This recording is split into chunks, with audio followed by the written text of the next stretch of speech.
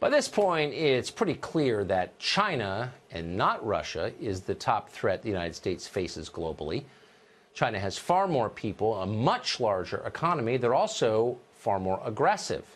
Their hackers steal more U.S. secrets, military secrets, and intellectual property. Their state-owned companies have far more thoroughly penetrated the American economy. Senator Marco Rubio is one of the few lawmakers trying to spread awareness of the threat we face from the Chinese government. To that end, he just cast a protest vote against the defense funding bill. Afterwards, he spoke to us in his first Fox News interview following that vote. Senator, thank you for coming on tonight. So you have, for the first time, voted against the National Defense Authorization Act as a form of protest, if I'm getting this right? Yeah, and hopefully to get people to notice, we did something about allowing this Chinese telecommunications company to stay in business. I personally don't believe we should be allowing any Chinese telecommunication company to do business in America because they use it as a tool of espionage. They do it all over the world. And what I mean by espionage is not just like listening in on people's calls. I'm talking about taxpayer-funded research at universities. They steal it, and all of a sudden it shows up in their products.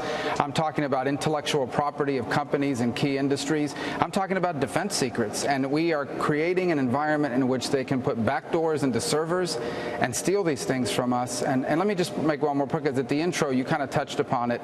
There is no greater threat to the United States because China seeks to replace us, and we're still struggling in this country because for the first time since the end of the Cold War, we now have a near-peer adversary, and a near-peer adversary that is looking to overtake us. And frankly, we're helping them, and we're helping them not just by giving them business in our country, but through trade practices that have allowed them to cheat and steal for 18 years.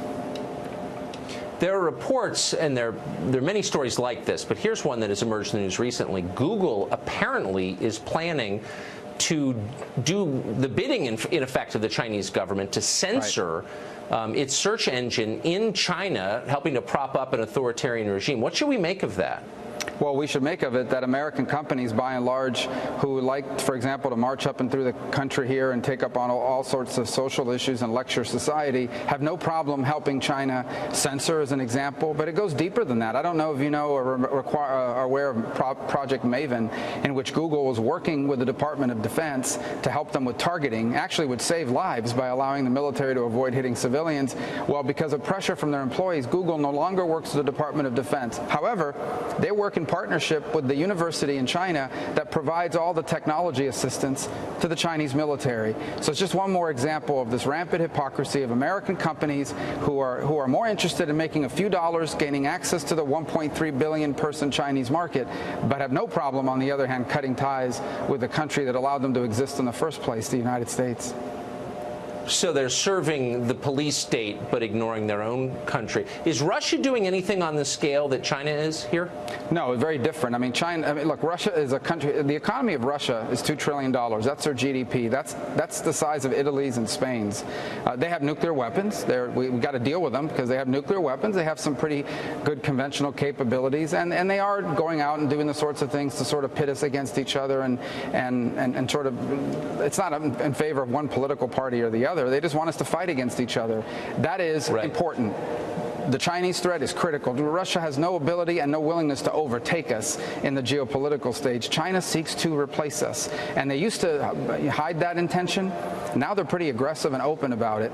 And it's time we open up to that reality and start fighting back. We most certainly should not be helping them do that by allowing them to steal our intellectual property and our military secrets. So why is nobody saying this? Why is every single news conference out of Washington about Russia and no one's saying anything about China? I find it odd.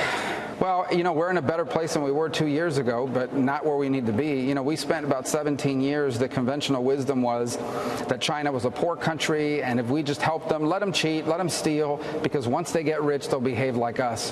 Didn't work out. That was a terrible idea, and we're paying the price for it now, which is why I support these tariffs. Look, I don't like tariffs. You know the best way to get rid of these tariffs is to be willing to impose them yourself in retaliation. That's the only thing they'll understand, and you're seeing the impact of it already. The Chinese economy is beginning to struggle as a result of this. We got a bunch of people in this country that want to unconditionally surrender or allow China to do anything they want in America so long as we get some crumbs for our companies in terms of doing a little bit of business over there.